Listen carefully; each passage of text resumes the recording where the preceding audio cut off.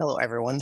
My name is Ole Kagan, and I'm the Community Engagement Coordinator for LA County Library, and I welcome you to Organizing Your Email. And to help you organize your email, it will be MakeMo or MakerMobile librarian Lawrence Mack. Lawrence is, again, a MakeMo librarian. That means he takes a colorful van all over LA County doing STEAM, science, technology, engineering, arts, and math programs for folks ages 5 and up. So that means if you live at a senior center, Lawrence might be visiting you someday and teaching you about robotics. But today we're in this virtual space, and Lawrence will be showing us how to organize your email right now. Lawrence, the stage is yours. All right, so welcome to Organizing Your Email. Again, I'm Lawrence, and I will be your presenter for today's event. Again, if you have any questions or comments, feel free to put them in the Q&A or leave them in the chat, and we will get to them at the Q&A at the end of this program. For more library programs, news, resources, a lot of good library stuff, you can visit us at lacountylibrary.org. You can find us on social media using the handle at LA County Library. Find us on Facebook, X, Instagram, and more at LA County Library. So let's get started. All right, so first, organizing your email. So email is a tool used to communicate in our professional and personal lives. Knowing how to use the various email tools and actions will keep your email organized and efficient. So you might be asking yourself, why organize your emails? Well, there are a couple of reasons to do so. The most important benefit is to reduce clutter in your inbox. So I don't know about you, but if I let my inbox alone for just a couple days, maybe a week, there might be hundreds of new emails filling up my inbox and making it a slog to just go through everyone and try to figure out what's important and what should I respond to. So being able to organize your emails can help increase your efficiency. You can be better able to find those important emails and separate the wheat from the chaff, as it is. It lets you find emails with ease. All right, so if it's more organized, maybe you have them all sorted into folders, you can much more easily pick that out of a starting lineup than if you were to just go through the entire inbox and kind of swim through that whole deluge of unread emails and junk mail. And also, another benefit to organizing your emails, because email providers have a storage limit for emails, it's possible, however unlikely, that you might start to bump up against that storage capacity. And once you do so, you are unable to send or receive new emails until some space is cleared. Now, I've personally never run into this problem before, but for some of the more prolific emailers out there, that may be something to keep in mind, is the limited amount of storage space. All right, so let's take a look at our objectives. We're going to get an overview of 3 popular email services. And we're going to learn about some email tools and how to get organized, and learn about some other tips and tricks as well. So for our topics today, the 3 email services that we're going to be looking at: Yahoo Mail, Gmail, and Outlook. Those are probably the big 3 in email service providers at this point. I think most of us have an email address at one or another of these free services. There are other email providers out there, but what we'll be going through, the tools and organization tips and tricks, they're broadly applicable to most other email service providers as well. And we're going to be looking at some tips and tricks split into 2 parts. Then we're going to take a look at some email tools. And what's included in those tools are folders, deleting and archiving, email rules, flags, labels, and pins. And after that, we're going to take a look at some library resources and go to the Q&A. All right, so let's take a look at some of the email services that these service providers have. First, we have Yahoo Mail. Yahoo Mail actually, surprisingly, offers the most amount of storage space out of the big three. They offer a whopping 1 terabyte of storage space, making it very unlikely for a person to fill up that storage space with emails. Compared to that, Google and Microsoft both offer 15 gigabytes of free shared storage space. And that is shared for Google with Google Drive and Google Photos, while Microsoft shares that with their OneDrive storage system. That is sort of paltry compared with Yahoo's 1 terabyte, but I think if you compare the users for those services compared with Yahoo, they might have a point in just offering 15 gigs as opposed to 1 terabyte. But if you're looking for storage space, Yahoo can't be beat. Other email services offer various storage options, but these are the three that we'll be looking at. Okay, so let's get started with organization tips and tricks, part 1. So first, you want to ask yourself, what's the purpose of your email account or accounts? As I'm sure a lot of us have multiple email accounts. So first thing is to choose a day and time to organize or go through emails. This is especially important if you've never really organized your email before. It's probably, if you've signed up for any mailing lists or services, you've probably got a lot to go through in your email. So setting aside a chunk of time during your day to go through them can definitely give you more time to organize your email to your liking. Next, you want to ask yourself these questions. So why do I have so many unread emails? Are they junk mail? Are they just not interesting?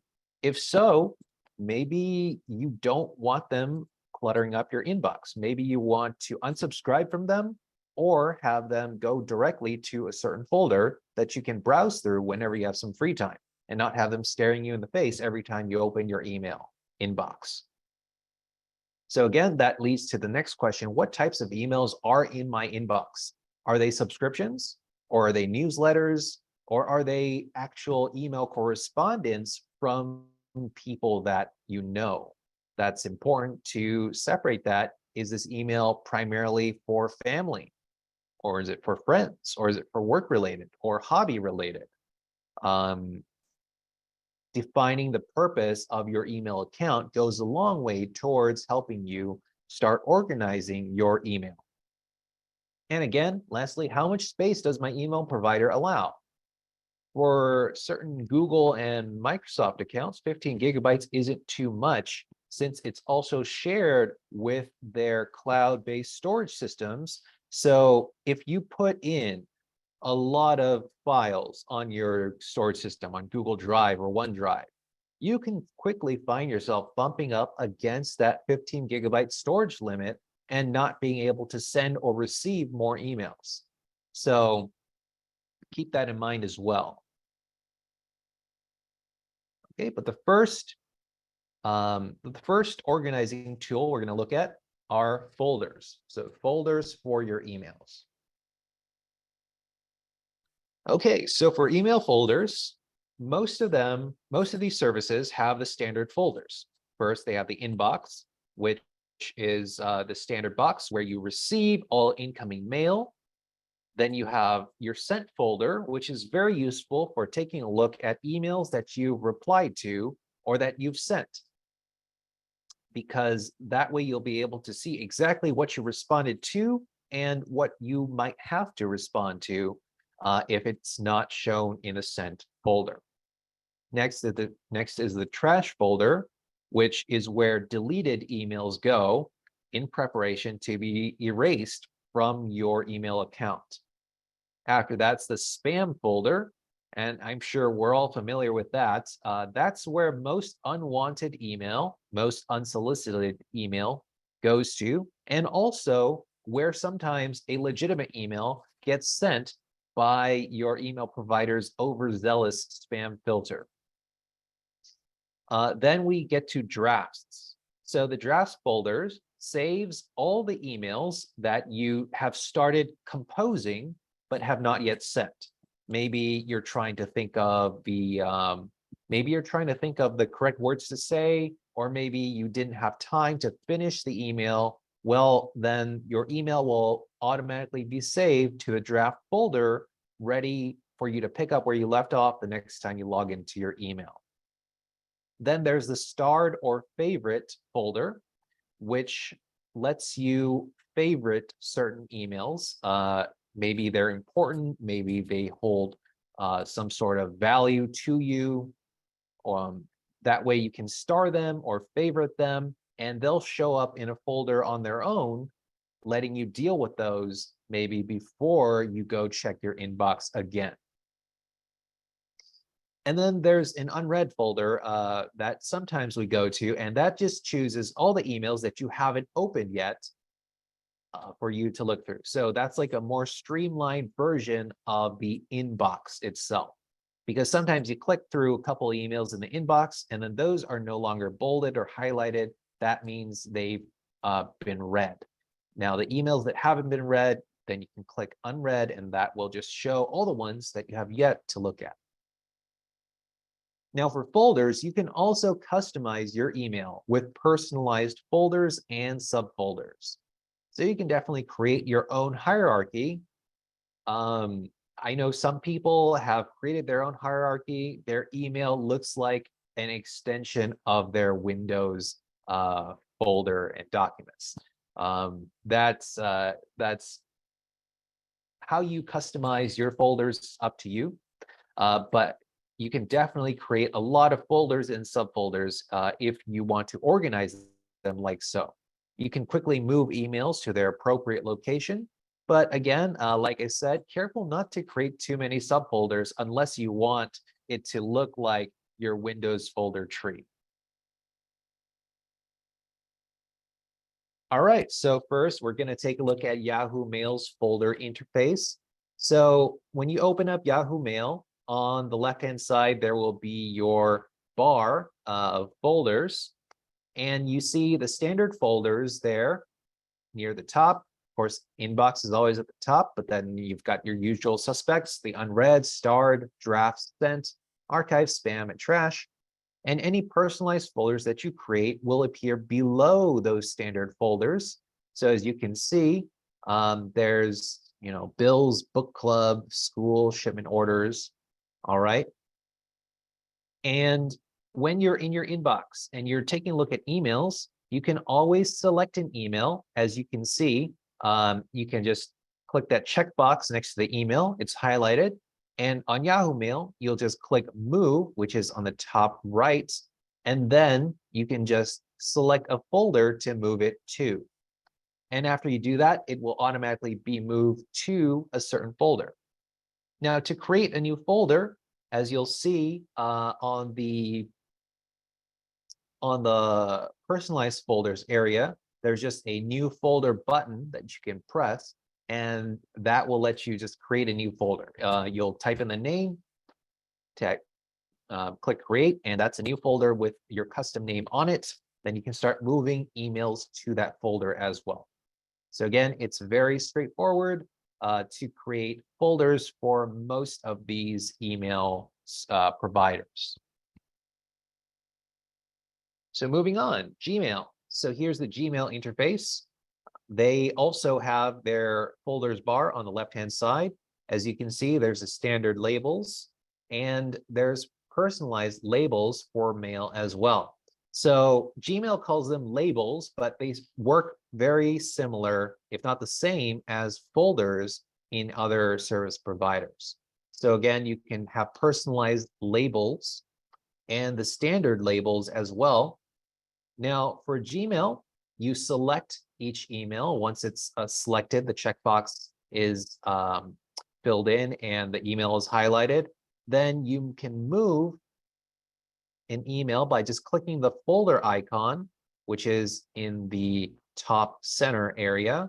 And then you can just choose the folder, or you can type in the folder name and select from that. If you have a lot of folders, let's say you have a lot of folders with bills in it, but then you can type in bills, and then just all of those in the results will appear with bills, and then you can select whichever one you want to put your email in.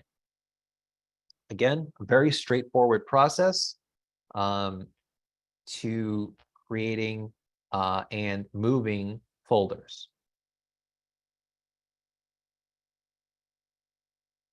All right. And then another way to do it, you can also, besides using the move button here, you can also just right click on an email, and that will open up a menu, and you find move to, and then find the folder. So that's another way. If you don't want to just click on the move to button near the top, you can always right click on an email and then choose move to. It's the same process. It's definitely just up to your personal preference. All right, and now we get to Outlook.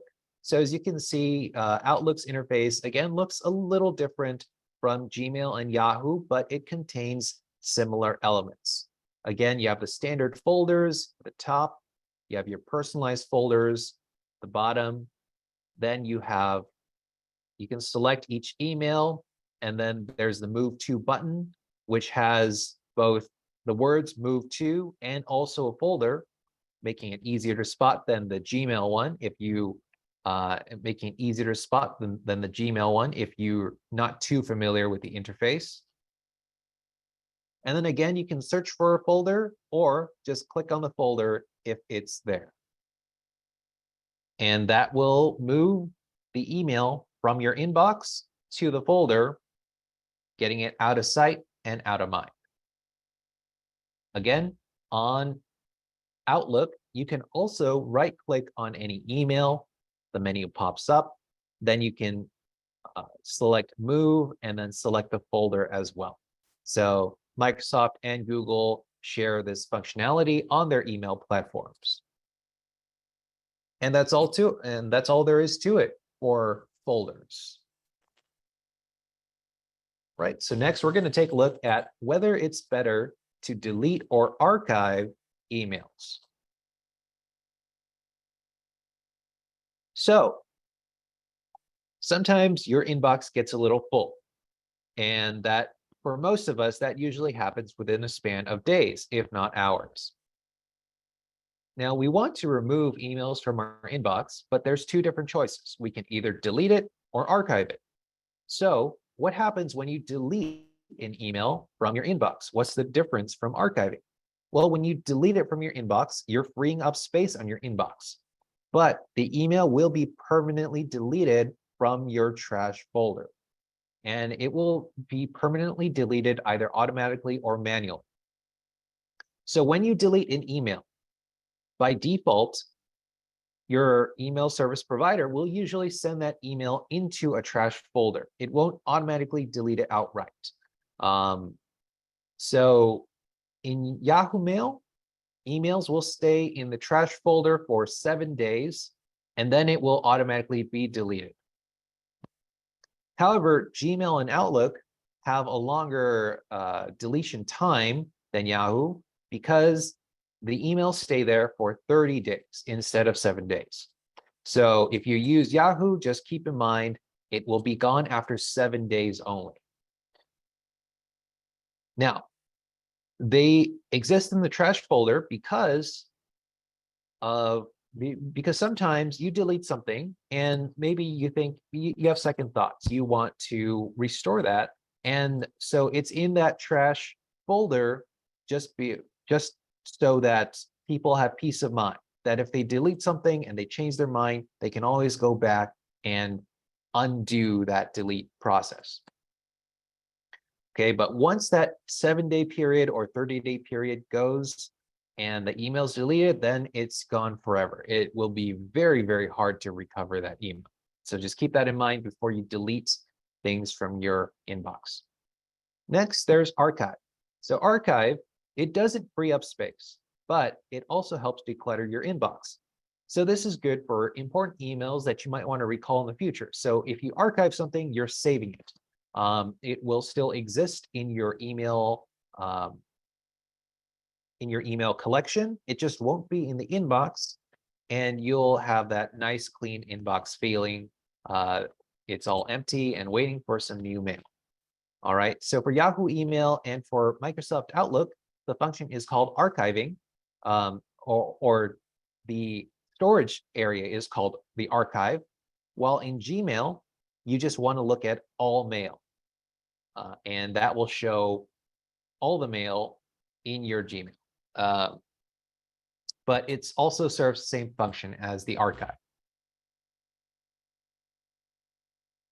All right, so for Yahoo Mail, if you right-click on an email, it will open the menu, and then you can choose delete, and that will send it to the trash can in your email. However, if you select an email, you can always just use the delete button near the top, and that's in the form of the trash can with delete written next to it. Very straightforward and simple. All right, and it's the same thing with archive as well. If you right-click on something, then select archive, it will send it to your Yahoo Mail's archive. However, archive and delete are located next to each other on the right-click menu. So you might want to be a little careful about that. If you want to make sure that you archive something and not accidentally click delete, you can always just use the archive button near the top bar. That is one button removed from the delete button, making it much less likely that you will select delete by accident.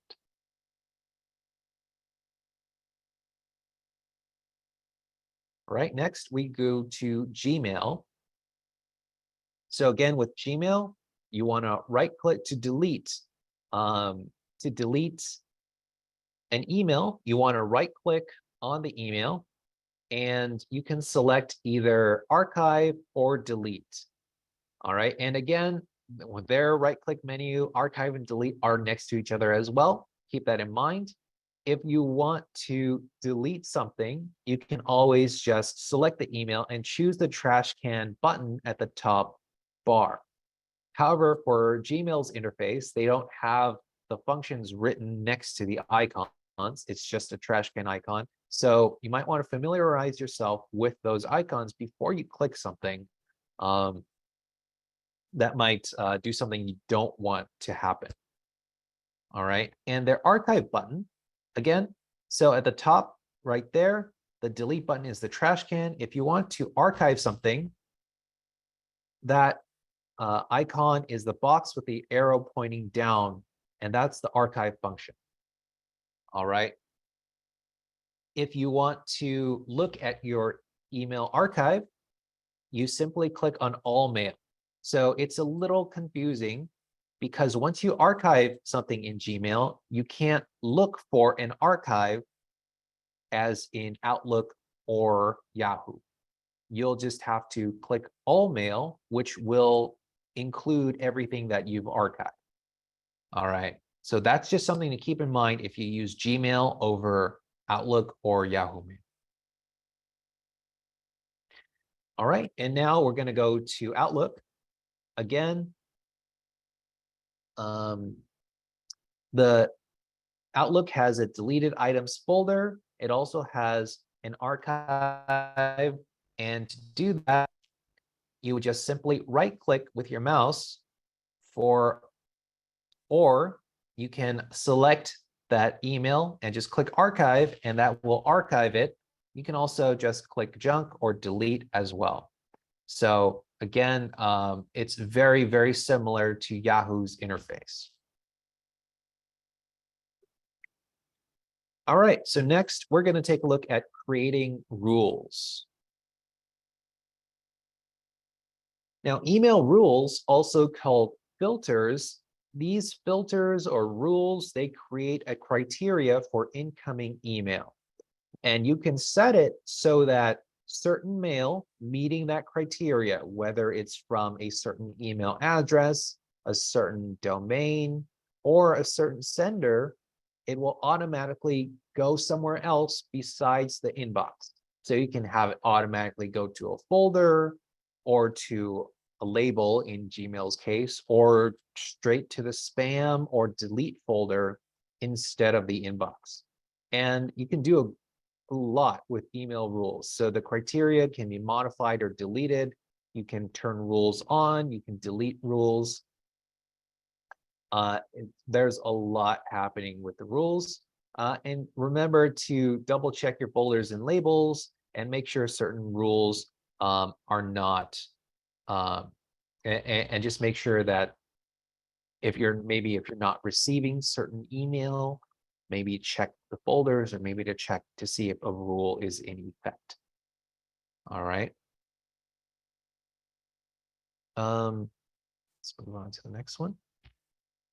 Okay, so for Yahoo Mail, you want to go to your settings. And in your settings menu, you can find the filters tab, and that opens up all the filter options. So for the filters, you have a couple things to fill out. First, you want to do the filter name. A good name will let you know what the filter does, or what senders it's intended for. Under filter, you want to set some rules. All right, so for the rules, you can set if emails come from certain senders, or if emails are going to certain people. You can set rules about what's contained in the subject or what's contained in the body. And also, you want to choose a folder to move the incoming email to, because the default is the inbox, but you can choose the custom folder to move the emails that fall under the filter rules to. And after you do that, you click save, and that's it. So let's say this filter name is for the South Bay Book Club. So I want all the members of that book club, whenever they send an email that is intended for my inbox, I want those emails to go to the book club folder. So in this case, after I name my filter name South Bay Book Club, then in the from, I would input the email addresses of all the members of the club, and that way, once one of them sends me an email, it can automatically be moved to book club. And then I save it, and then that rule comes into effect.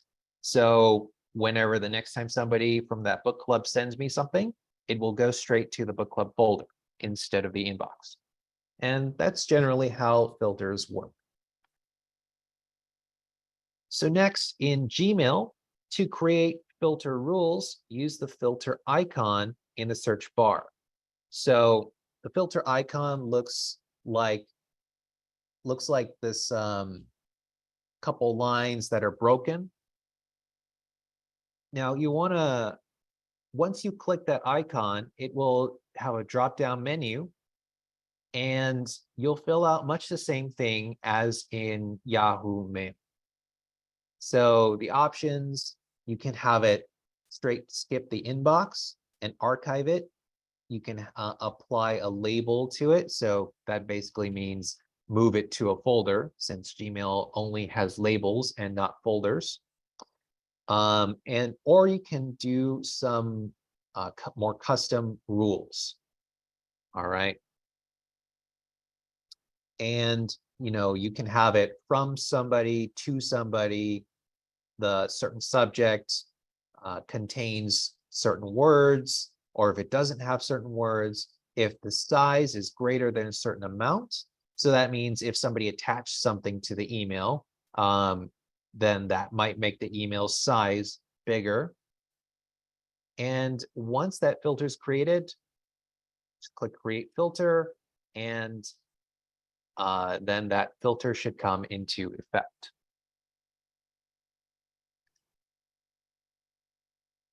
All right, and then now for Outlook, to create a rule, you would go to Settings in Outlook, and then under the Mail tab, there's another Rules tab that you click on, and that opens up the Rules menu.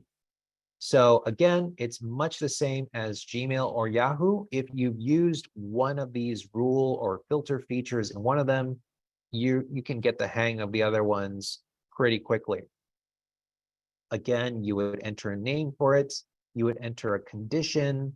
For example, if the subject includes South Bay Book Club. Again, add an action. So if it contains South Bay Book Club, you can move it to the book club folder. You can have multiple conditions. You can have multiple actions and exceptions. And after you've entered all that information, you just click save, and the rule is saved and goes into effect. And that's filters in a nutshell. I know that filters have a lot of different options. It's a little more difficult to explain all of the options if you don't know what the circumstance is. So everybody has their own circumstances, and it's really up to you to kind of figure out what exactly you want your filters and rules to do. The most common one is if the email's from a certain sender, or from a certain sender, or from a certain domain, then you can automatically have that email put into a certain folder. But there are a lot of different rules and filter options as well. So I'll include a link in the follow-up email that will hopefully shed more light on like these custom filters and options and what you can actually do with them.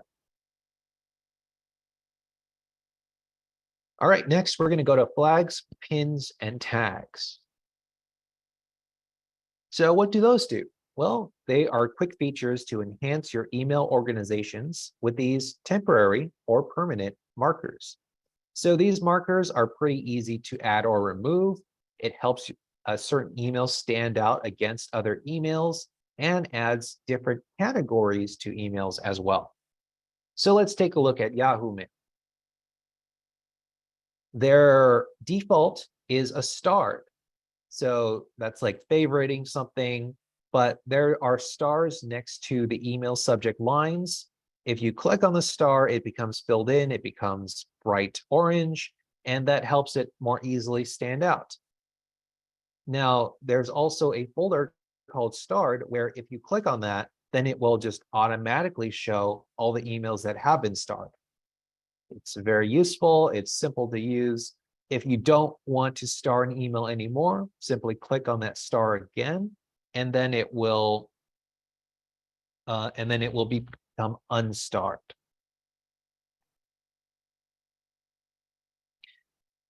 Now, for Gmail, they offer the same function. So you can star an email.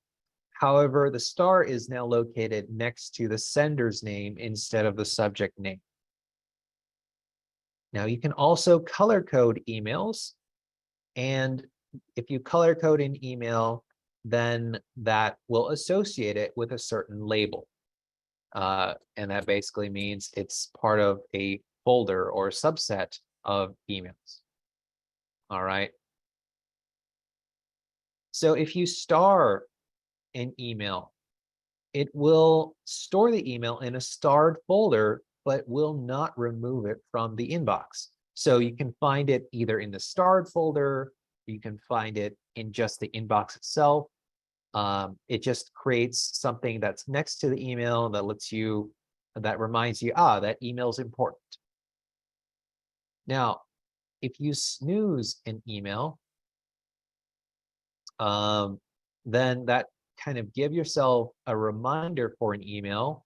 The email will automatically appear again when the time is up, but whenever you snooze an email, it will disappear from your inbox. It will still be in all mail, but it will disappear from the inbox for the duration. And also for important mail. The important mail is a chevron. It's a golden chevron that's located next to the star. And that gives you another option to prioritize an email. And it will also automatically store the email in the important folder. So it works like stars, but it's just a different classification. It's called important.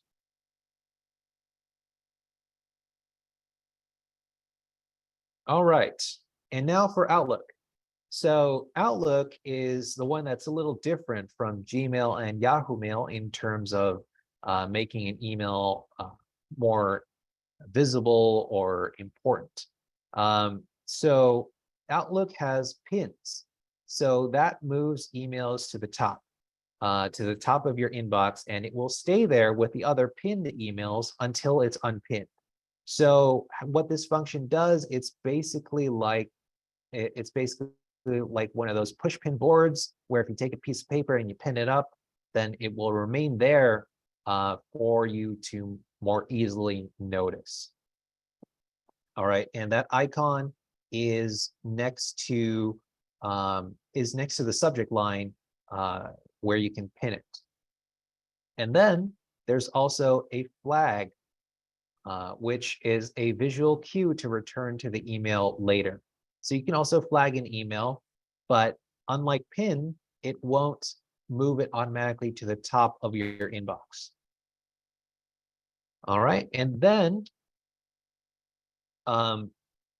like Gmail, you can also categorize your emails by color. So you can label and assign colors to emails to add more information. And to do that, you just right-click on an email and select the Categorize button, which will open up a menu which lets you categorize emails with color-coded labels.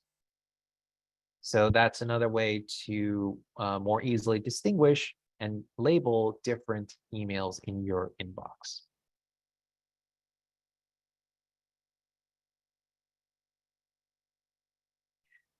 All right, and now let's move on to tips and tricks part 2.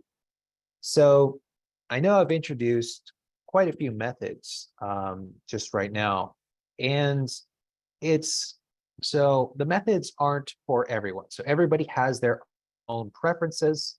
Again, if a method isn't working, if you're trying one of those and you find that your email isn't becoming more organized, try something else. If something isn't working or if you're not sure how it works, continue to ask questions. So you can ask your question in the Q&A right now. We'll do our best to answer it.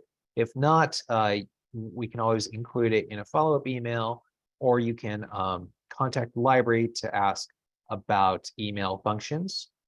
You can have multiple emails for different purposes. So this one's important because having just one email address is good if you want everything in one place, but it might not be good for you to have to organize and sort through all the email that you get.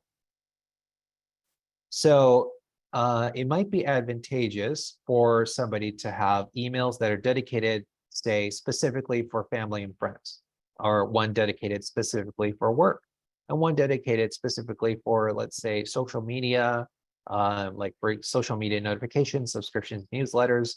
It's always good to have a throwaway email that you use to register for let's say hobbies or services that aren't that critical for you.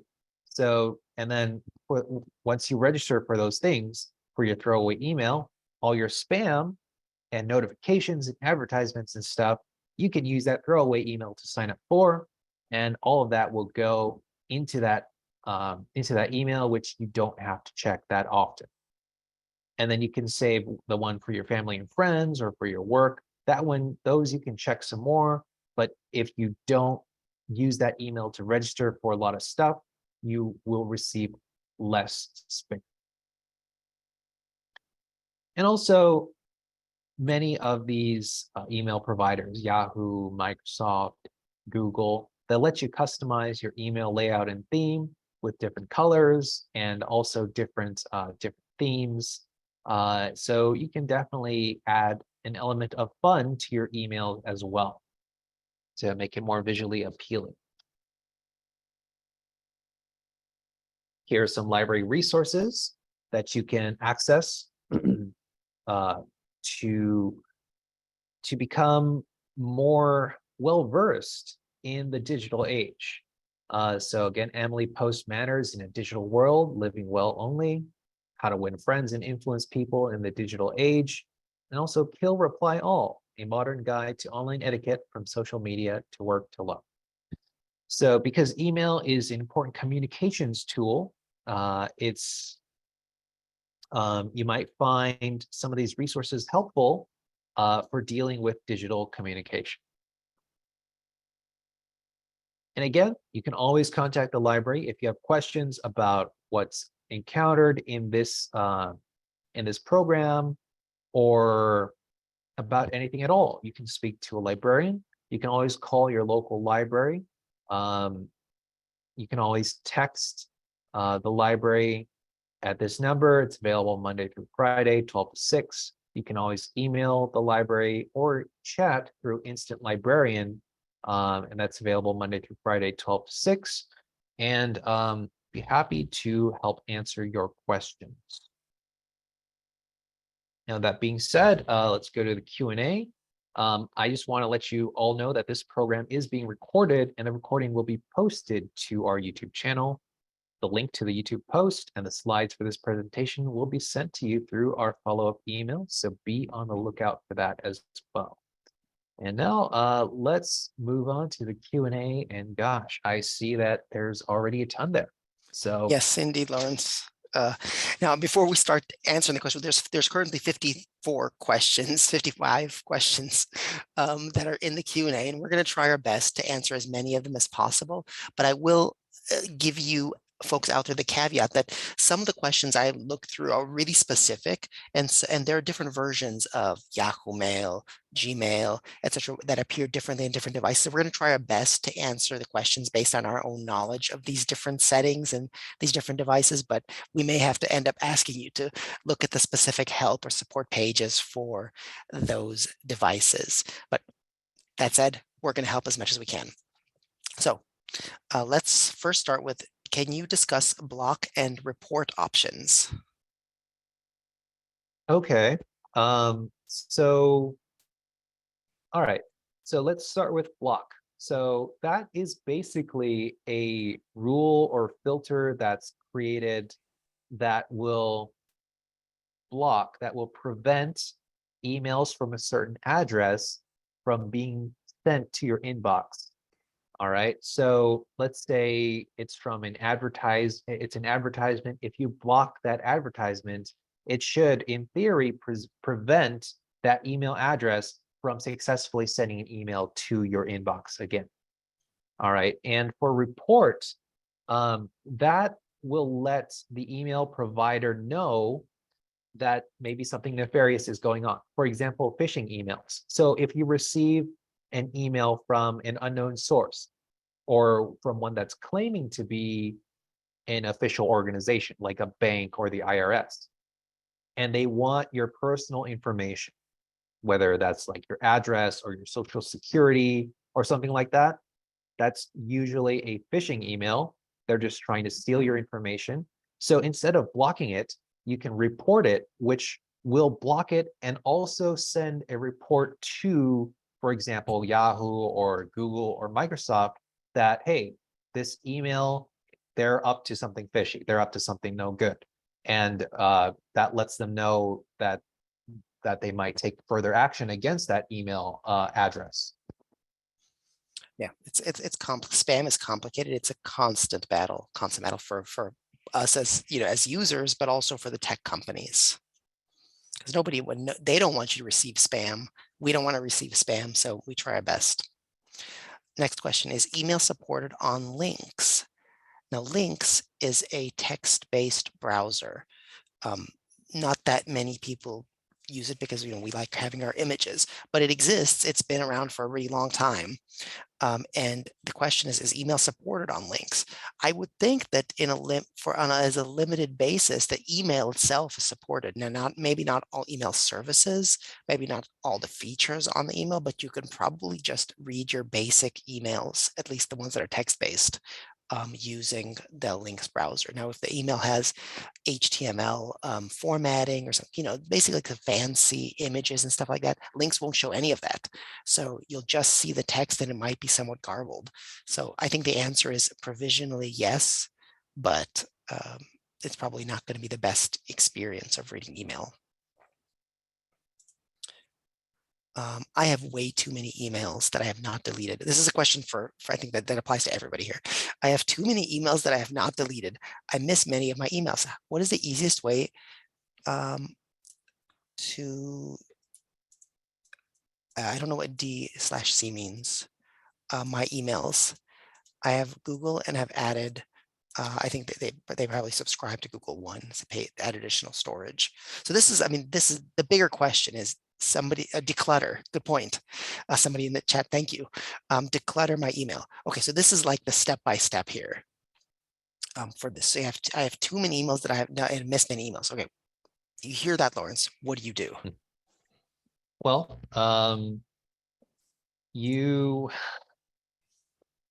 if you have too many emails, well, you would want to first set up some filters that will filter out emails from sources that you don't want, and have them skip your inbox entirely. And then after that, whatever's in your inbox, you could just go through and clear that up. And hopefully your new rules and organization methods can keep it clean in the future. So you create some kind of something for the incoming emails to stop the incoming emails that you don't want, and then start clearing up the rest that are in there that are preventing you from being able to get an overall picture of what you have in your inbox. And for that second part, I recommend just bulk deleting emails. So there's a way in popular and common email programs to search for emails from a specific sender, for emails with attachments, because if you're talking about storage space, the thing that takes up the most storage space is large attachments. Emails themselves, text emails, take up it's almost a negligible amount of space. But if you have one video, it could take up like half of the storage. If a video can be 2 GB large. And if you have that attached in email, which most email services don't even allow, but let's say you have 1,000 emails that are 25 megabytes each, that's going to be a lot of space. And so if you've been using your email for 10 years and you regularly get, PDF files, image files, video files as attachments, those are what's going to take up a lot of space. And if you don't need those anymore, then you can search for the emails that have attachments, and anything that's over like a year or two old that you don't need, just select all of those and get rid of them completely. You'll get a whole bunch of space that's cleared up. Somebody mentioned sort your emails first, then delete. Yeah, so by searching for only a specific sender, you're letting the system sort for you. So if, for instance, you used to be part of a group or get some sort of a newsletter, and you wouldn't delete those, you just leave them. And so your inbox grew to be 10,000 emails. So let's say I don't know, you used to be part of a group, a Yahoo group that loved horses. And then that group disbanded, no longer exists, and you don't care about those emails anymore. You can search specifically for emails that were sent by that group and just delete them all at once. Select all and delete. And then if you have 10,000 emails and you got 50 or 70 emails from the horse group, now you have 9,000 emails. So, or at least maybe not 9,000. My math is not right, but that's a significant percent. 70 emails you don't have to click individually. So that's a good way to start. Next is an easy question. Is Yahoo a free service? Yes, it is. And it offers 1 terabyte of storage for each user. So that's a lot. If you have a lot of emails or you need a lot of storage, Yahoo's the way to go. Is there an easy way to unsubscribe from more than one email at a time? Unfortunately, I think you would either need to unsubscribe from that email service. So a lot of commercial emails, they do have a link that lets you unsubscribe from an email in their email, or you have to create a rule for that specific email address. So unfortunately, there's no quick and easy way to unsubscribe from everything at once. Yeah, I usually just, as soon as I start getting tired of an email or an email newsletter, whatever it is, I just hit unsubscribe right away. And here's a tip to make that a little bit faster. Sometimes you'll see when you unsubscribe to something, a survey will come up. You don't have to fill out that survey. It usually will say something that's a kind of a dark pattern there. It usually says something, thanks for unsubscribing, and then it'll ask you to fill out the survey. You don't have to do that. When it says thanks for unsubscribing, you're unsubscribed. You can just exit that. So don't even spend time reading that stuff. If not in this session, perhaps in another lesson, would you be good to hear about security of different providers? That can be a kind of a complicated topic. So there's, I mean, there's like something like you can talk about, learn maybe two-factor authentication, and then maybe like encryption. Yeah, I mean, all of these email providers, they have basic email encryption. Their emails aren't just like open or easily hackable, let's say. It requires a bit of effort. But yeah, that would be kind of a bit in-depth topic. Yeah, so I mean, what I would say is in terms of security, there's security on their end, how they're securing their service, and then there's security on our end. So for our end, setting strong passwords. So many, a lot of characters, numbers, letters, symbols, and then using two-factor authentication, which means that when you log into your email, it'll also ping your phone or another device that you have. So you're authenticating in two different places, which means that a hacker who maybe guesses your email but doesn't have access to your phone will be stopped at the first step. But you, who have your phone on you, have whatever other device on you, will be able to authenticate right away and get into your email safely. But I also want to add, in other digital literacy programs, we do cover security-based, security-focused email providers. So like two of them are Proton Mail and Tutanota, and those are email providers that focus on security. So I can also include a link to that in a follow-up email. That would be a good idea. Yeah, in the chat says, I heard some providers are more hackable than others. I mean, everything is hackable theoretically. If we're talking about services like Gmail, Yahoo, kind of the biggies, I wouldn't worry too much about those. As if your password is strong and you have two-factor authentication, the chance of you getting hacked is smaller. If you're using a small email service that may not have as strong security as these big ones, then there's a potential for the hacker to, kind of bypass any kind of password that you've created and go from the other end. So let's see, can I save an email, a file in Drive and erase from everywhere else? I'm afraid to lose it, but don't want to duplicate files and use extra space. So if we're talking about Google Drive, then what you have in your Gmail and your Google Drive is all the same. So if you have that email in your inbox, in your Gmail inbox, that's going to count against your space, even if you have it in, or if you have it in Drive, it'll count. So you might as well just leave it in your inbox. But I guess another way to do it is if you save a PDF of that email in Drive and then delete it from your email, then that's one way to go about it if you don't want to have an email version of it. But yeah, there's shared storage anyway. So if the email, if you just want to save copy, just leave it in your inbox or in your archive. How do you find the unread emails folder? Well, it should appear on the left-hand folders bar. It should be one of the default options.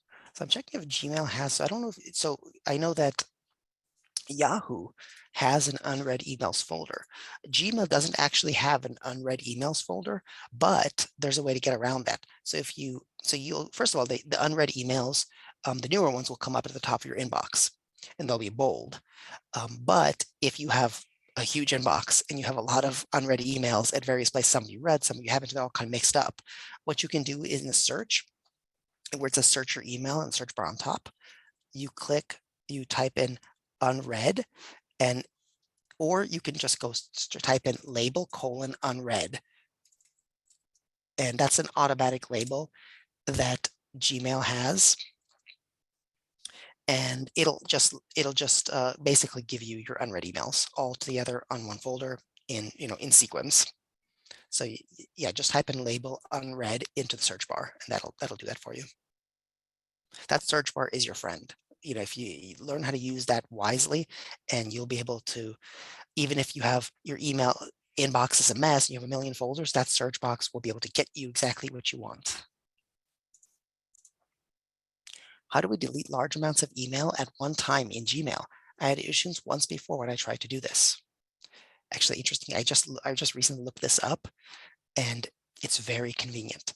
So when you search specific type of email, sorry, Lawrence, I don't know if you had something for this. I know the answer is in my head right now, so I know exactly what to click. So when you search in that search bar for email from a specific sender or with specific keywords, and let's say you get 1,000 emails that come up, you only see 50 in that initial page, and you have to click through how many times to see all those pages. And before, or if you use your email like you would your inbox, if you select all, it'll only select those 50, and so you'll have to do that over and over again. That's inconvenient. If you already know that you want to delete all 1,000 of those emails, when you click the select all, which is a little checkbox above all the messages in the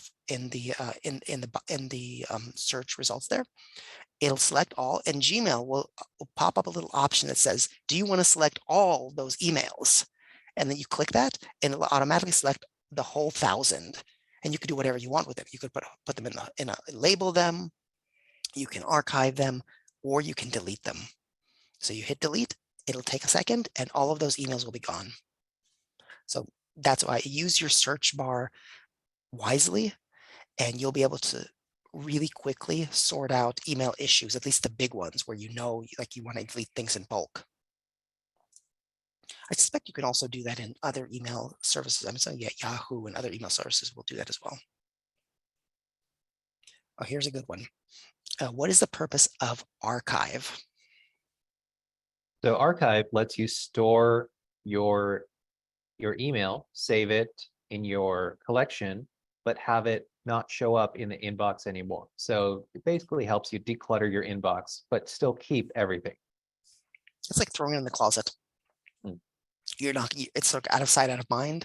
It's going to be there, but you're going to have to, unless you use a search bar, you're going to have to open your closet and kind of look around in there for the specific email. So it'll be there, but where?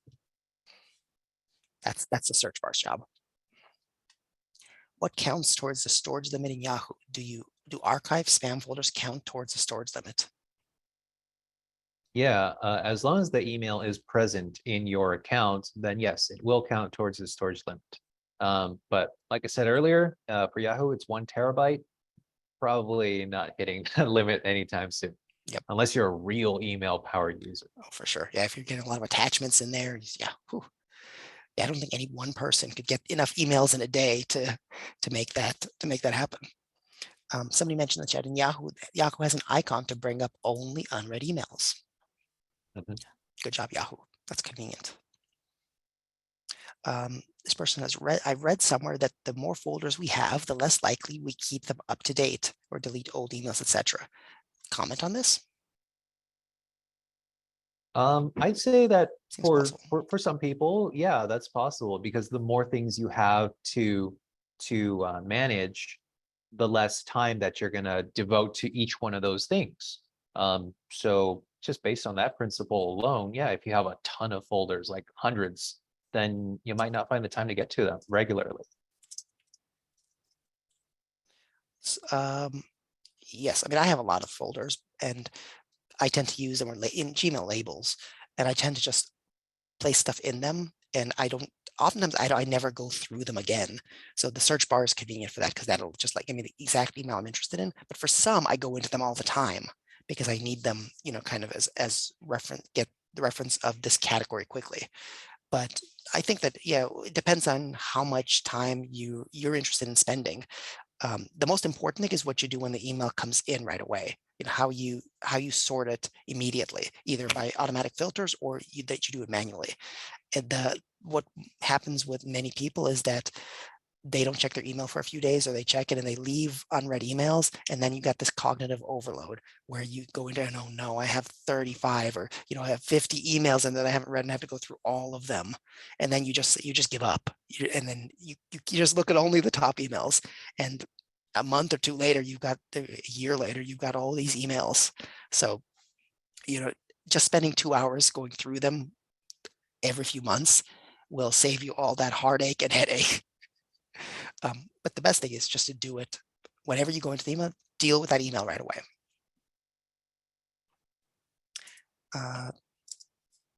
How do I move a folder from a subfolder to its own folder, to like the top level folder?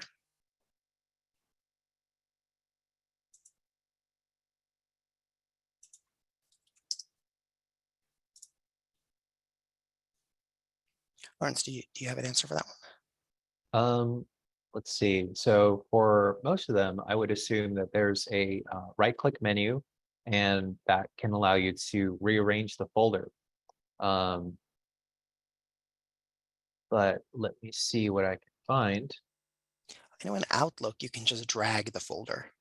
If you want to make it the very top level, you just drag it to inbox. And then that'll just put it into at the top level of the inbox. So let me move on to the next question, and then while you do that, we're talking about color tabs. That's a great question. I know you can do it, and it's pretty easy to do in Gmail, but I don't know how to do it in Yahoo. I haven't used Yahoo in so long. I don't know if you can even make colors in Yahoo. I don't think there are colored tabs in Yahoo, but for Outlook and Gmail, those are pretty normal. You're pretty much just right click on the folder, right? There's maybe I think there's a little drop down caret. You click on that and it'll let you select colors. Yeah. Can I use Outlook for my Yahoo Mail? That's an interesting question. So the question is, they have an email address with Yahoo, but they want to look at their emails using Outlook. So the way to do it would be to have Yahoo forward the emails to that Outlook email address, or if you're using a desktop base, to have Outlook pull those emails from Yahoo. So it's possible. It's just a matter of syncing the two emails together. And I say it's just a matter of doing that. It can be a little bit complicated, but there are tutorials online depending on your specific situation for being able to do that, and they'll tell you like what to put in to what settings. But yeah, can I use Outlook for my Yahoo Mail? Yes, you can.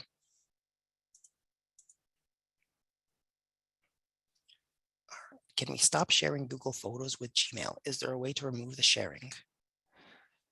So this is something that you would want to do in your Google Photos. So each photo you can determine, or each folder within Google Photos, you can determine how you want to share it, who you want to share it with.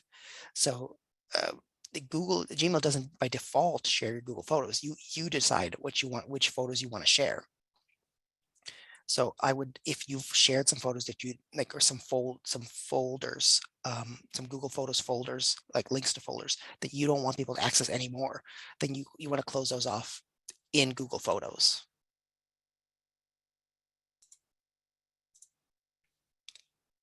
Any update on the subfolder situation, Lawrence? Nothing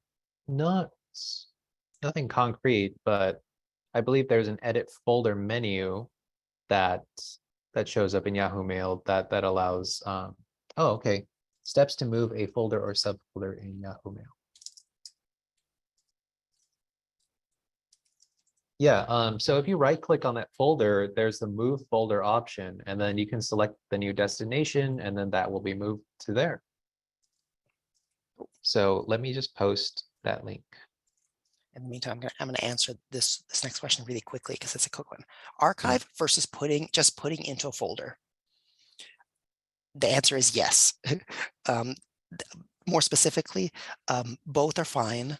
Neither is better or worse. It ends up, and especially in Gmail, it just does the same. It is almost exactly the same thing, except for when you put it into a folder, if you need to retrieve a certain type of email um, frequently, then clicking on that folder is a little bit faster, perhaps, than doing a search.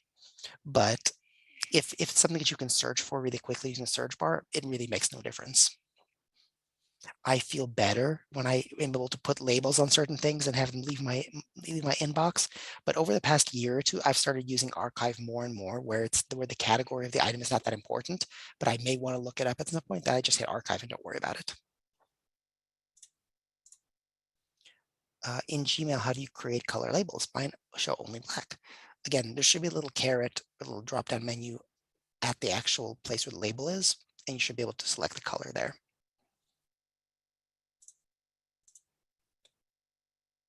I deleted Gmail archives a while back and was a disaster. That's not great. So when you delete emails in bulk, that's what you have to be careful of, just deciding what you may need in the future. So again, email messages themselves don't take up very much storage space unless they have attachments.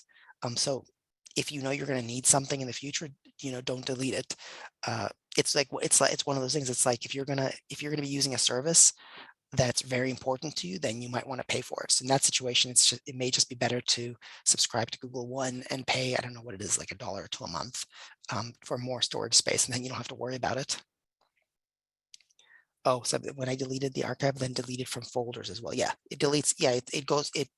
In Gmail and email is just one thing. You can put labels on it. You can archive it, but it's just one email, no matter where you access it, in what way you access it.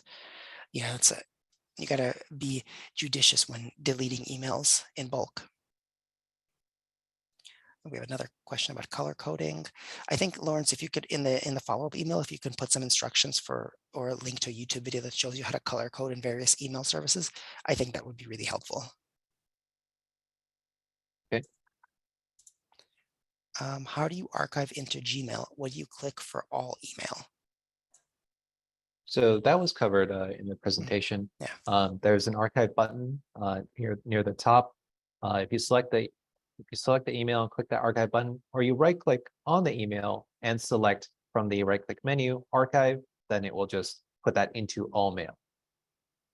And what do you click for all mail? Well, on the left hand side in the folder bar, or in the bar, there's something called all mail. Just click that and you'll be taken there. Right. Seems like sometimes email is quicker to mark some senders as spam when I delete their emails. Yeah, if you're in Gmail, I know if you see a spam email and you want to get rid of it, select it, hit spam, and it'll automatically remove it for you. Hopefully, I mean, I'd like to think that it teaches that the system somehow marks that email sender or something as spam, and in the future creates kind of an invisible filter for you. I'm not sure if that's actually happening, but I'd like to think it is. It would make sense if it is. Does Yahoo Archive allow to set up a main folder with a subfolder? So I think that there's a terminology issue here. So archiving is something different from setting up folders. So yeah, when you archive an email, that's, at least, I don't know, Lawrence, is archive the same in Yahoo as it is in Gmail? Let's see. So I'm thinking what maybe this person wants to ask is, can you set up a subfolder in the archive folder? Can you? Well, I'm not sure. In Gmail, I don't think so. I've never tried. I don't even know where the archive folder is. Is there a folder called archive? Well, in Yahoo and Outlook, there is. There's physical archive folder, and I think that's well, if you have your Yahoo Mail, you can right click on the archive folder and see if you can set up a subfolder on that. If there is that option, then yes, you can. But I'm not finding anything from a quick search engine search right now. But yeah, I'll if there's anything to include, I'll put that in a follow-up email. Next question, can you have your customized labels appear above the standard folders in Gmail? I don't think you can. I've never, because I know that you've got the compose, then you've got your other folders, and then labels, and labels are underneath. So I don't think that you can make it appear above it. They should really let you do that. They should let you arrange the page however you want, but that kind of complicates their programming of their website. Mhm. But yeah, at this point, I think the answer is no. Where is unread on Gmail? I think we've already covered that. If Mhm. you want to search for unread emails, type in label : unread into the search box. Where do you set up rules on Gmail? I think you covered that in the presentation, no? Yeah, that was Okay. covered. Yeah, it's in the settings. Or if you select a certain amount of emails, it will give you a chance to create the rules. Can you set email rules to only send an email to the folder after it has been read, but not before? Hmm. I don't think so. Yeah, that's I think that's condition category is a little too complicated for I don't think that's how the email services work. Usually what the filters happen before, right when the email comes in, at that level. So they don't so the email will come in, filter, and then it goes wherever it goes, wherever you want it to go. So I don't think that you can change, it can be changed after you click it to read it. mhm. If we have classic Yahoo email, which is limited, do we get to create rules and filters? Well, I haven't seen, can you still have the classic Yahoo email? I didn't know. I thought they pushed everybody to the new one a few years ago. If you set a filter to mark an email as read and put it into a folder, then you don't know that it comes in. I mean, that's, for some people, that's a benefit, because some emails they get are emails that they want to keep. They may want to look up at some point, or assume that they've gotten, especially if they're regular emails like newsletters or something. But if you want to be able to see that you've received an email, then keep them as unread. And if you move them in, even if you move them into a folder automatically, there will be a little one or a little number next to that folder, and it'll be bold so that you know that there's an unread emails in there. That's what I do with certain one of my emails that I know I'm regularly getting, but I don't need to see them right away. I have them automatically moved to a folder, and then when I'm ready, I can look over, to my folders and see, oh, there's some emails. There's like 4 or 5 emails in there. I go in there and just read those when I want them. I noticed that even though I checked in an email account as VIP, iCloud email sent it to spam. Do you know how I can avoid that?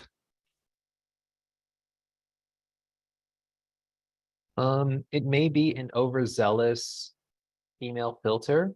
Well, like that, say, for example, in your iCloud service, iCloud has an overzealous email filter. That's somehow marking that as spam. So maybe check to see if you've ever marked that as spam before, and that might be the reason.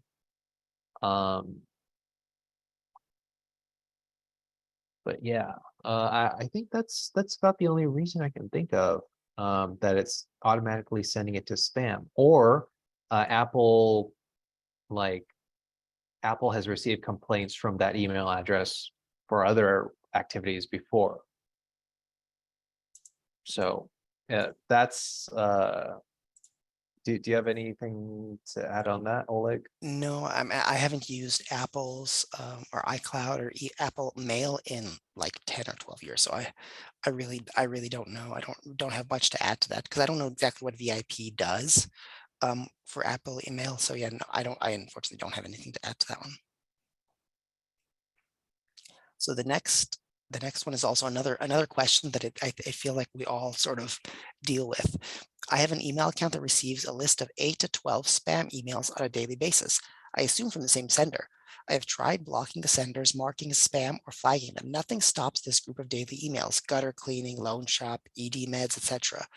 The senders are nothing but a very long string of letters and characters. Is there anything that will stop this? The perennial question of random spam emails somehow breaking through your spam filter. So it sounds like you've tried pretty much all of the things that we've talked about. Now, the question I have next is, are they from the same senders? I mean, you want to make sure whether they are or they're not. If they're from the same domain, which is what I mean, a domain is like yahoo.com or gmail.com or, whatever, cnn.com. So an email address is the username. So like Ole Kagan at library.com. So if the domains are the same for those senders, then what you can do is you can just block those domains by creating a filter that filters out an email that looks like this. So what I did here, and I just posted in the chat, is I put asterisk, which is a wildcard character, at domain.com. So what that does is that if you put that into your filter, it'll block every username that can appear, anything that appears before at domain.com. So if they all come from, wonkyfloors.com, put in asterisk, put the filter in, delete or send to spam everything that comes from asterisk at wonkyfloors.com. And that might do a little. But unfortunately, there really isn't a great answer for this question, because it seems these spammers, they're like sock puppets. They just keep popping up with different domains, different email addresses. And I don't know if anybody actually clicks on their emails. I'm not sure how effective their emails actually are, but just know that they're sending out, millions of these emails. So you might get 12, but there are a million other people who are also getting these messages. So unfortunately, there isn't, other than just going through and deleting them, there isn't a whole lot you can do.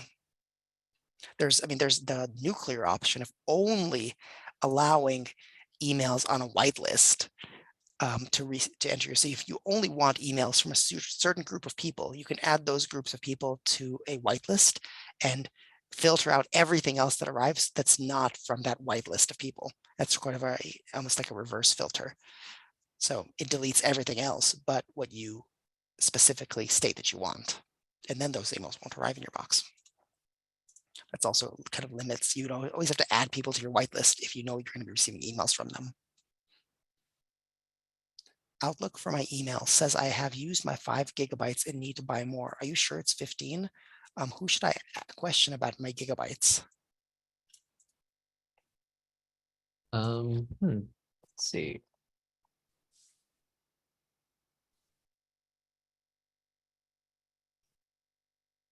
So it looks like Outlook has 2 storages. One is for emails and the other is for attachments in emails.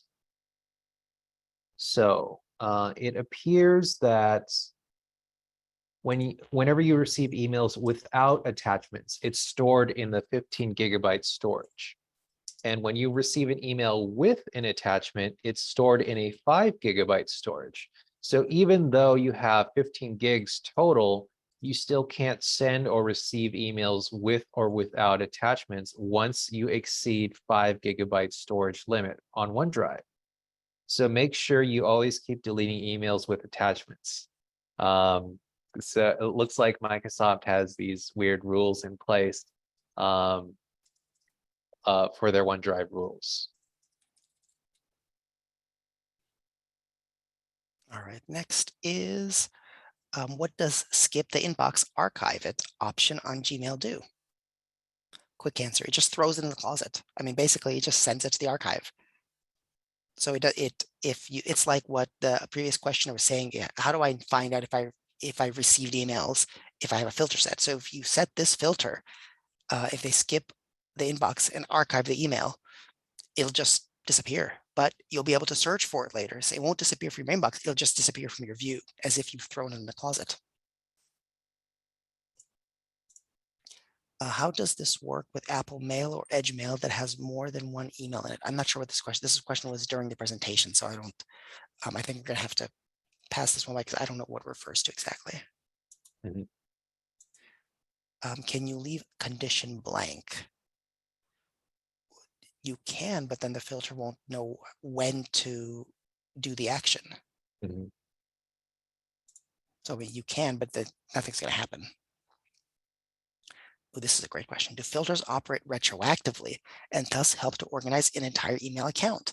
This would really help to do mass deletion of unwanted emails. Gmail allows you to retroactively apply filters. Oh, So when you set up a filter condition in Gmail, mhm. it'll ask you, do you want to find out all, like for instance, if you want to send out all the emails from wonkyfloors.com, we were talking about that earlier. I don't know if this website actually exists, but let's say it's a seller of funny floors. If you have a bunch of emails from Wonky Floors in your inbox and you want to, any future emails from Wonky Floors should go into the Wonky Floors folder. Now you already have 25 or 30 or 100 emails from Wonky Floors that you've received before, and they're just archived or whatever, just in your inbox. Gmail, when you create that rule, will say, do you want to apply this to the emails already in here? It'll find the other Wonky Floors emails in your inbox, the other emails that fit the condition of the rule, and you can apply it right away and just send all those Wonky Floors emails to the Wonky Floor folder. Nice. So yeah, makes very convenient.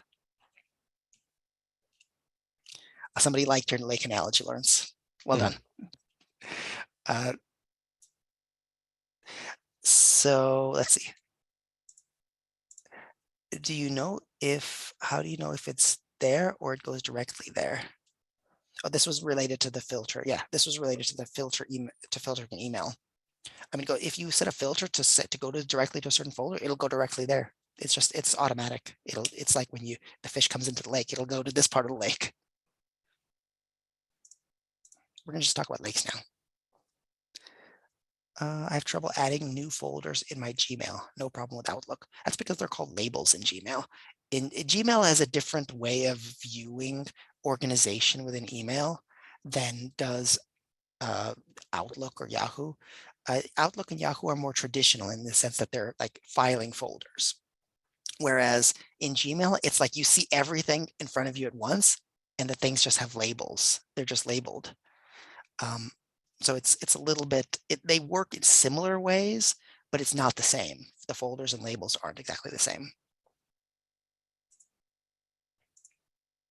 I remember a while back, there was a way to color code emails in Outlook. For example, I could tell it that I wanted all emails from a certain person to be a specific color. I can't find how to do that anymore. I don't know if Outlook allows colors, but if it does, I would say, I would think that there would be a filter that allows you to add that color. Yeah, you probably do it in a filter if you want it to be from a specific person. But if you just want to color code your emails, just right click on any email, and then it's categorized, and then you can just choose the color and type in the label name as well.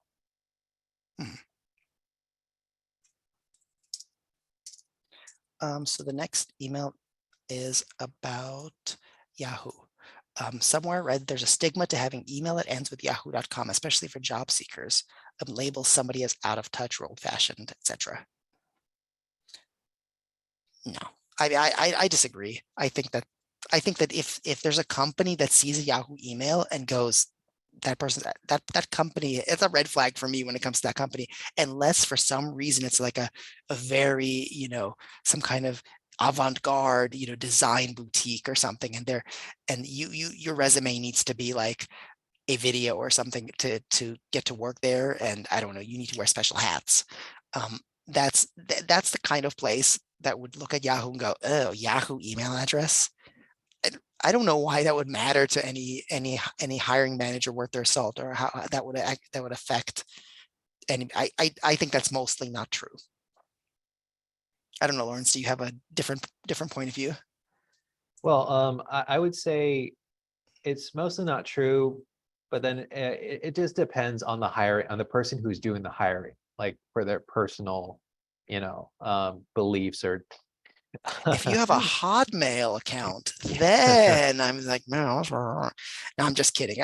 I mean, the hiring manager that has the time to go, oh, Yahoo email, Hotmail, no, is a person who has too much time on their hands. Yeah, oh, somebody said AOL. Yeah, if you have an AOL email address, those hiring managers have too much time on their hands.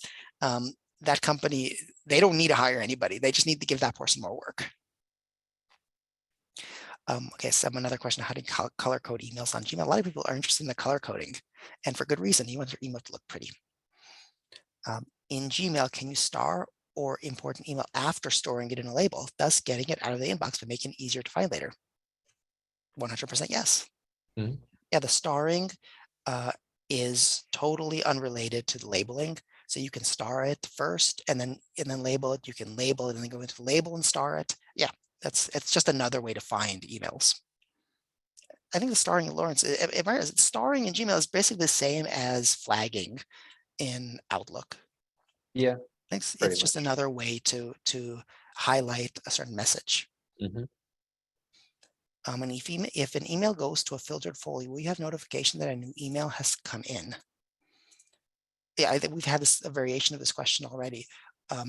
If you leave it as unread, then you'll be able to see that on the right-hand side or the left-hand side. You'll be able to see that an email has come in because that folder will be bold and there usually be a little number next to it. When you click to unsubscribe up to a possible junk mail, does the site still track your email and possibly your personal information? It depends on the email. If you want to just be safe about it and not go to that website, then just use a filter. I'm going to say if you get, and if people have asked this in the chat, and I've responded individually, and I would say, I'm going to say this as a whole, if you're getting spam emails and you know it's spam or you suspect it's spam, don't click the unsubscribe button, because that just tells that spammer, there's somebody on the other end there, that they didn't get they didn't send their email to a web address that was not monitored. Mhm. So if it also, it doesn't do what it, like, it's not a real unsubscribe button. Spammers don't care if you unsubscribe to their messages. They just, if you click on that, they'll know that there's an active person and they'll probably send more emails. Yeah. And it's not even like a person that's doing it. It's all automated. So they've had their system that will say, oh, in their system, you'll click on it and there'll be a little checkbox somewhere. They'll go, that person, that email's active, among with the other 50,000 people that clicked unsubscribe. And those 50,000 people get more emails, more spam. That's not useful to anybody. But in the sense of tracking your personal information, if they don't have your personal information, then they're not going to be tracking it. They're not going to, all they have is your email address. Unless you've entered your personal information into a site that you weren't supposed to, then they'll have it. Don't do that. Be careful. Have you ever considered giving 3 separate webinars for each of the 3 email providers? I think that would be less confusing for some of us. Get present company included, I think. Each of these email services has their own sort of, it's like I said, Gmail has its own way of looking at email, as does Yahoo and Outlook and many other email services. I think we've considered doing separate presentations for each email provider, but if only we had more time.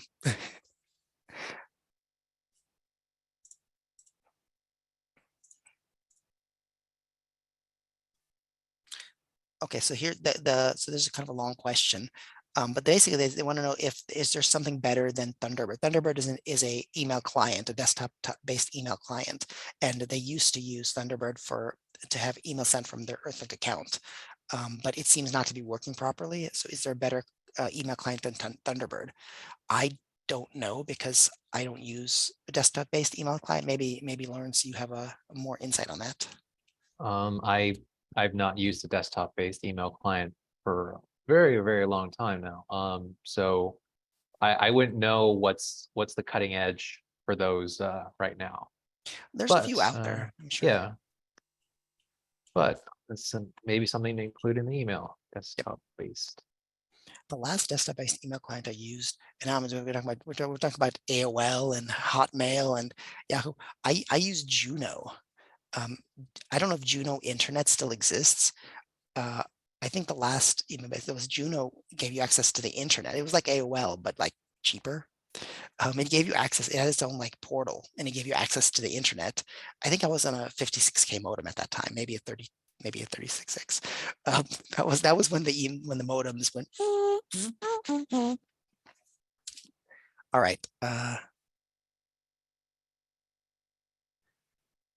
The color coding I'm referring to was to a different then categories, because categories are after I receive the emails, but the other way it would be color when they receive the email. So do you know, Lawrence, if you can color code emails when they arrive? Is there a filter to color code emails? I don't know if there is in Gmail.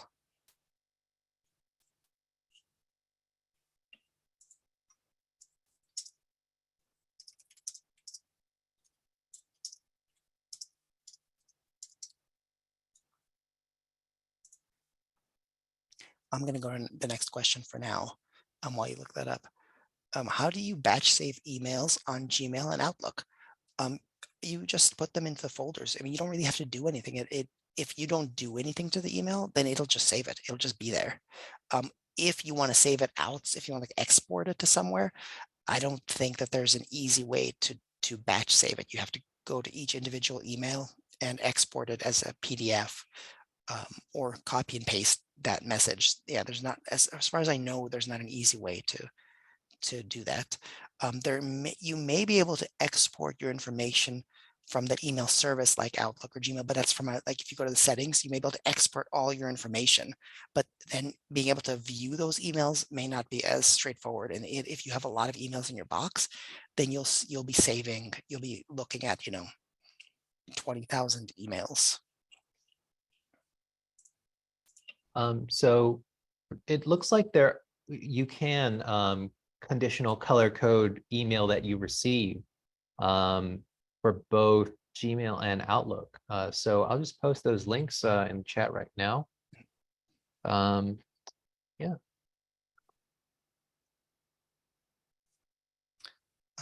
Next question. My deleted Hotmails stay forever and are not deleted after 30 days. That means that once in a while I have to delete them again. It takes forever. Why is this? I think that's just what Microsoft decided in Hotmail. Most emails automatically delete them after 30 days or whatever set them out of time. You might go into your Hotmail settings and see if there's a way to set that so it deletes them in 30 days, and it may have been turned off, or it might be turned off by default. So I would recommend going in and looking at that. But I suspect that's just a Hotmail setting, not yours specifically.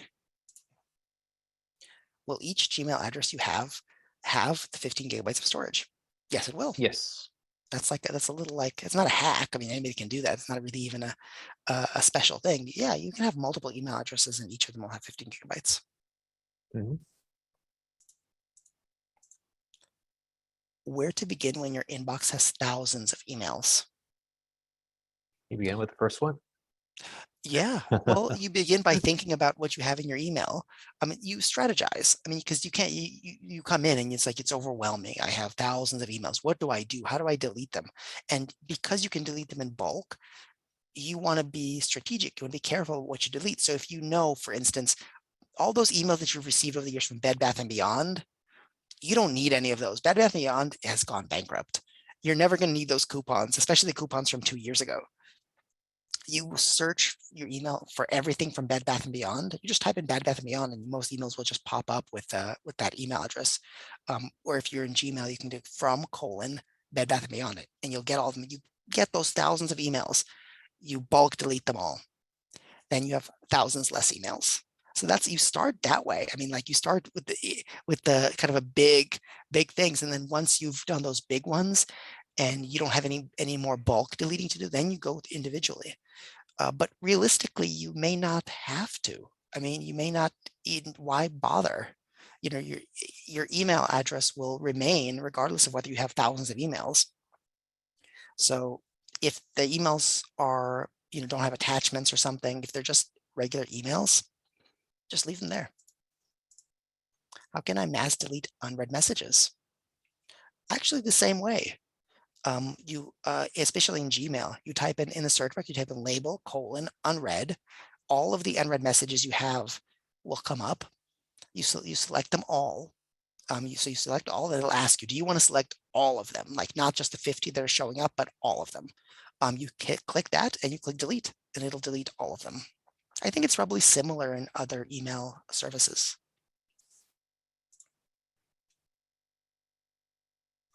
is there a program available that I can use to eliminate excessive emails? Over 100,000. If you want to just limit all of them, I don't know if there may be a separate program to do that. It depends on the email service that you're using. But yeah, I mean, there's the judicious usage of a search bar. You put like from asterisk, and it'll just come. Every email that you've ever received will come up, and you click the bulk. Same thing. Select all bulk. It'll probably take like an hour for Gmail to delete all those emails. But I would think that would be how you do it. How do you link Gmail accounts so that you can see what's coming in all accounts and don't miss things in case you haven't checked separate accounts that day, but you still end up in separate accounts? I think you can I think you can merge inboxes. I know that on my phone, I can actually make it do it automatically. Because on my phone, I'm logged into all those emails. I have like 4 or 5 Gmail accounts. I don't use all of them, but they exist. And I can select a thing where they all just come into one inbox. So I think you probably do that on your desktop too, I suspect. Like if you're signed in on multiple accounts on the same browser. Yeah, like Google. Yeah. Yeah, you may be. I mean, go ahead, Lon. Sorry. Oh no, but yeah, for sure. If you use the mobile app on either a tablet or a phone, it just has all of them. You can just look through all inboxes at once. Yep. So it's almost 1 o'clock. I mean, it's getting to be 1 o'clock. It's 12:43 right now. We still have 46 questions left. We're going to do our best. We're going to try to keep going through them. And Lawrence, are you okay with staying until 1 o'clock? Yeah. We're just going to stay until 1 o'clock and answer as many questions as we can. And if we don't get to your question, we apologize. I think we've already answered like 50 questions or more than 50 questions. So we're going to stick around and try to do the best we can. And if we don't answer your question and it's a burning question, send us an email afterward and we'll try our best. All right. Where would you suggest saving the recorded version of this seminar? Well, it's going to be on YouTube. So you can save it in your watch later list on YouTube. If you want to download it from YouTube, there are websites that let you do that. And you can save those. Just save that on your computer. And also it's so complimentary that you want to save our webinar. I have multiple email addresses. I work on a Mac. Is there a way to delete through the mail application and on Gmail at the same time? Currently, I have to delete separately in both places.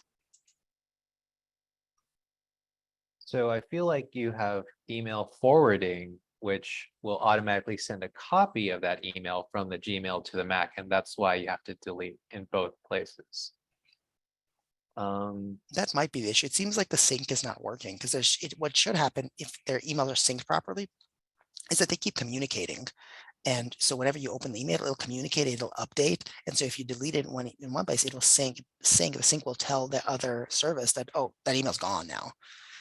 So I would recommend unsyncing and then syncing it again and seeing if that works.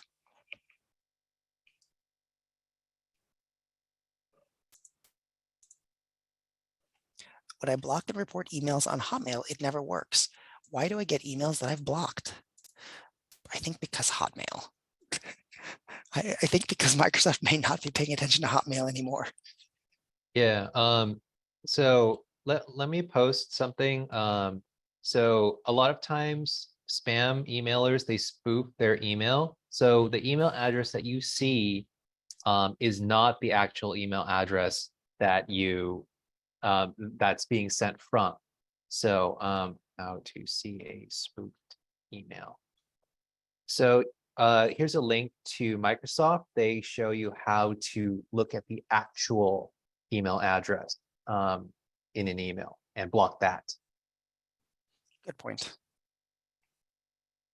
All right. Is it ever worth it to buy the additional storage from Google?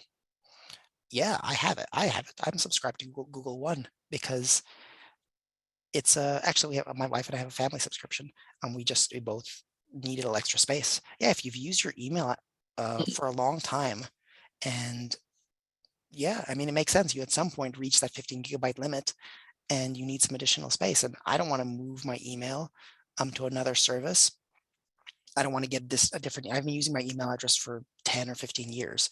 I don't want to, maybe I think more, and I don't want to get a different email address.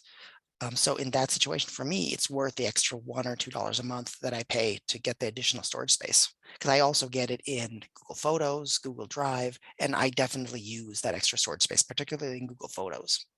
So yeah, I think it depends on you. It depends on what your needs are.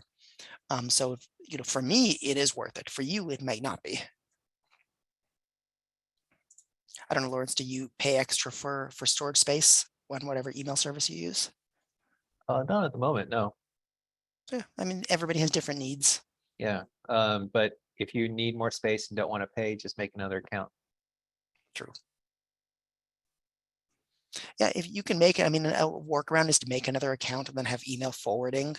The emails forward to that account, like a creative filter, delete it from this account, this account, and forward it, forward and then delete. And then from that other email account, you can have it, set the reply to the other email address. So everybody else will still think you're sending it from your old email address, or reply to your old email address, and you can keep creating those. That's a few extra steps, but yeah, that'll save you a little bit of bucks. Thanks for the great info. Some of these features I never noticed. Others I noticed but never understood or used. What strategies can you offer to deal with inbox overload? Strategy number 1, unsubscribe from newsletters and things you've subscribed to that you don't need. I mean, I do this all the time. Every few months, I'll be like, I don't know, I've been getting this newsletter or whatever, this email, and I never read it anymore. Like, it just stays in my inbox. And I realize I was interested in it when I subscribed to it, but I'm not in it. Clearly I'm not, because I haven't read this email in 3 months. I mean, it's been here for 3 months, right in front of me. Every time I open my email, I don't need it. I don't actually want it. So I unsubscribe to it, and then I don't get it anymore. And I've never had this where I'm like, man, I missed that newsletter, the one that I unsubscribed to 3 weeks ago. I just don't think about it anymore, and it saves my mind from overload. But I mean, most people aren't overloaded with emails from people they know. They're overloaded with automatic emails from companies, from services, things they don't really, things that are optional. And so in those situations, you want to just unsubscribe as quickly as possible when you realize you're not interested. And if you're getting emails from people that, you have so many emails from people that you're overloaded, then yeah, folders, or, message them saying, I'll respond when I can. That way they get an email saying, they're not worried that you missed your email, but you may not be available for it yet.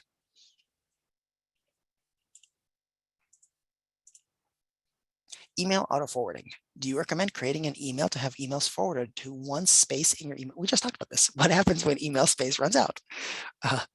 So if you are willing to go through those extra steps, then why not? Yeah, do it. What happens when email space runs out is that your email stops functioning. It just bounces emails back.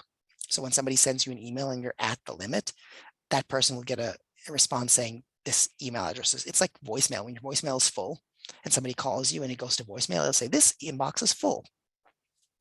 And they won't be able to leave a voicemail. So I always feel sad when I call somebody and I want to leave them a voicemail and their box is full. Like, I want to reach you, but I can't. Then I just send them a text message. Is there a block button? Where do I find it? I think if you just want to block an email, just like report it as spam, or report it as spam, or use a filter. How do you search for the attached emails? So to search for emails with attachments, I know in Gmail specifically, because I just looked this up, when you search for emails, so you search and you put anything in this inbox, one of the options that appears right below it is I think it's something like with attachments or something. You click on that and it'll just bring up emails with attachments. It'll kind of filter your search for only emails with attachments, which means they'll have a little paperclip next to them. I don't know, is it the same in like Yahoo or Outlook? I think in Outlook, if you do advanced search, you can click with attachments. Mm-hmm. Yeah, it's a pretty standard feature. Should I delete email from the trash bin? So it's satisfying. That's for sure. It's like emptying your trash at home. And also, you got this. We got all this trash bin now. It's empty. Doesn't smell. That's nice. For most email services, you don't have to because it automatically deletes things from your trash bin within with certain intervals. Somebody mentioned earlier is 30 days, something like that. So you don't have to delete email from your trash bin unless you really want to. You do have to delete emails from your spam, I think from your spam folder, because I don't know if those automatically get deleted. I go through my spam folder in Gmail like at irregular intervals, and it will just like go through them and go, oh, sometimes it catches things that aren't spam. But most of the time it's just spam and I can bulk delete it. I always unsubscribe before deleting emails I no longer want. However, there are some companies that don't have an unsubscribe option. These definitely need to have filters set to delete upon arrival. This is not a question, this is a statement, and I 100% agree with your statement. Yes, if you see no unsubscribe option, and honestly, if you have a moment, send that company an email saying you really need to have an unsubscribe option, because that's a standard feature with emails, especially automated emails. Companies that don't have that, I raise my eyebrow at them.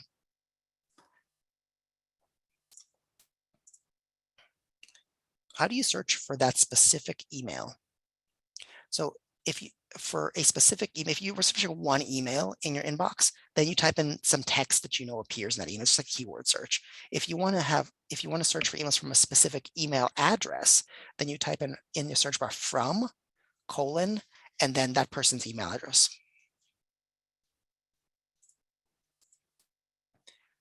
How do we or can we save our email message on our hard drive and free up storage space on our email address? Yeah, I'm going to post a link to that right now.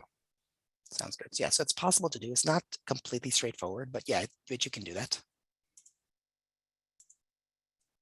What does unsubscribe and report a spam? I think does unsubscribe and report a spam actually work? Yeah. Sometimes, depending on it's 50-50. If it's Yeah. if it's a spammer, then it doesn't unsubscribe you. It may just, your email might automatically just create a filter. Because spammers don't unsubscribe people. They don't care about that. That's something that reputable companies do because they don't want to bother you. Is there any way to unsubscribe when an unsubscribe request isn't honored? Nope, because that's unsubscribe request is something that happens within the email server or within the database of the company that's sending the email. So when you hit unsubscribe, it will then go and, remove your email from their mailing list. It's usually automatic. If the company, or usually it's a spammer, doesn't do that, if the unsubscribe button is just decoration, and you click it, it just goes to a website that has nothing to do with unsubscribing. It just doesn't do anything. So it's not honored at all. Again, spammers don't care about you. They don't care about your convenience. They don't care about your inbox. They are sending millions of emails, and they're not concerned about whether you find it useful or not. I've heard you manually unsubscribe to sender, then no, they found my yeah, I think I've responded to this already. Yeah, 100%. Yeah, if you unsubscribe to a spammer, yeah, they know you're active. I received so many spam emails. Do you know how our email addresses leak to the spammers? There are many ways, Lawrence. I don't know if you want to cover that one. Yeah. A very common way is when you use your email to sign up for something, chances are wherever you signed up, they're selling that information on to advertisers because it's part of how they make money. So yeah, and then the advertisers get it and they start sending you advertisements in spam. Yep. How do you create a two-factor identification password? So two-factor identification is a service on top of your username and password, not a quality of a password. So Lawrence, I don't know if you want to explain. So two-factor identification, it besides a text-based password, it uses some part of you, whether it's a device you own, like a smartphone, where you can install an app, or some kind of biometrics, like maybe your fingerprint or your Face ID or something like that. So that's So look for example, 2FA apps, two-factor authentication apps. There's a few of those. There's one from Google, one from Microsoft. Those help provide an extra layer of security besides just you relying on the password. Right. Thanks, Lawrence. We're almost at time, so we'll do a few more and then we'll be done. I know we still have 30 questions left, but yeah, we would be here for much longer time, and we'll have to get off to get on to other things. Is AOL a bad email service? I got it 20 years ago and just never changed. If it works for you, yeah. Yeah. If it works for you, it's fine. There's nothing. I mean, AOL is a company that exists. If you receive emails from people and you're able to respond to emails and you can check your inbox and it's convenient for you, then there's nothing wrong with it. Mhm. Except for that one hiring manager that's just like, AOL emails, no. But you don't want to work for them anyway. In a job hunting webinar, the presenter said to use a modern email domain like Yahoo, Gmail, Outlook. Is iCloud a modern email domain? Do some evaluate you on what email domain you're using? Yeah, this is a question that's come up a few times. iCloud is a modern email. Yeah, don't worry about that. But honestly, the people that evaluate you based on your email domain, that they don't have enough work to do. Is a password manager the best way to get and remember your very strong passwords? It depends, because password managers have been hacked and leaked before. It is certainly a more convenient way to store and retrieve your passwords, but it might not be the most secure way. Yeah, so based on the question, I'm just going to answer the question as it's worded. Using a password manager, you don't have to remember your very strong passwords. That's why it's convenient, because you have very different passwords for every service and it remembers it for you. Do archived emails use your storage space? Yes. How can one know what emails have attachments or videos? They have a little paperclip icon next to them. The paperclip is, and has been for decades, the symbol of an attachment. It's like an attaching something to a file. How do I retrieve pictures and videos from Gmail? Well, they're usually attachments, which when you open the email, just scroll down and you should see those files, and then you can download those files. Usually there's 3 little dots on them. You click the 3 little dots and it'll ask you if you want to download it. Yeah. Download means just moving it from the browser onto your computer. Does archive reduce the quality of photos? No. If you archive an email, it doesn't reduce quality. Yeah, it has nothing to do with it doesn't, archiving it in your email doesn't have anything to do with the quality of the email. It doesn't have anything to do with the quality of the attachments. Is it better to archive or save in folders? Neither is better or worse. How can I delete old and unused folders on Yahoo? Right click on the folder and click delete. These are quickies.